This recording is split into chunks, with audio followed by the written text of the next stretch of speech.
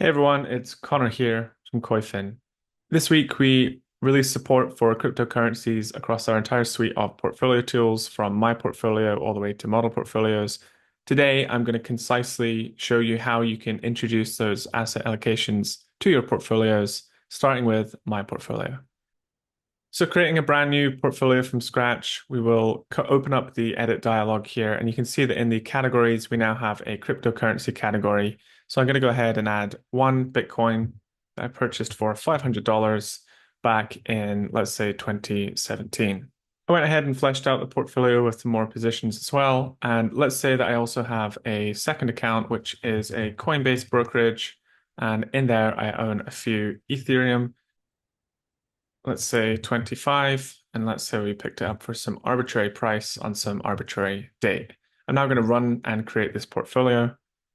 And you can see that we're now populating those cryptocurrency positions in the profit and loss table. We show you the profit and loss data as well as the total return. And now you can do things like group this table by the asset type. So you can have your cryptos here. If you want to add a summary row, we could add a sum. And then we're going to be able to see the notional and the weighting of that cryptocurrency exposure for the portfolio. Alternatively, if you want to jump over to the exposure page, we're now presenting those cryptocurrency assets in the pie charts and the tables, which you can see here in the security exhibit. You can also see that reflected in the instrument type exposure, which shows that we have 59% in crypto. And you'll also see this reflected in other ones, such as asset allocation, which you can then toggle to be a benchmark. But bear in mind that cryptocurrencies will be excluded from some exhibits, like the equity sectors and industries, because they do not have either of the two. You can also add lots of your cryptocurrencies as well, just like any other position. If we bought Bitcoin in 2017 and then we bought one more a couple of years later in 2019, and let's just say we paid 1,000 bucks, you can add these lots to the portfolio. And when you come over to the profit and loss page, you'll be able to see those reflected at the aggregate level as well as the lot level. Now, this works similarly in client portfolios as well, which has a similar creation flow to my portfolio, apart from the fact that you can import accounts from custodians. So here's one portfolio that I created earlier. It has a crypto position in it. And similarly, you will see this pop up in the exposure pages. And we'll also include this in the hypothetical performance that we generate for these client portfolios as well. And lastly, let's jump over to model portfolios. So I've created one here, which is 30% Bitcoin and 70% SPY. If I open this up, you can see that I've added one Bitcoin, one SPY. I've fixed the weights to 30/70 because I have a rebalancing period of daily. So at the end of every day, these are going to rebalance back to the target weights. I have saved the changes.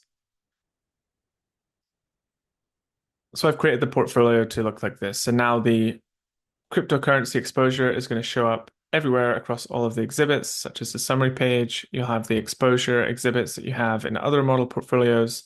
We're including this performance in the performance charts, the historical returns, as well as the risk analytics. These cryptocurrencies are now also supported in reports as well. So if I want to create a report for this 3070 model, all I have to do is pick that as my primary, and let's compare that against the SPY, and we will call it SPY in the report.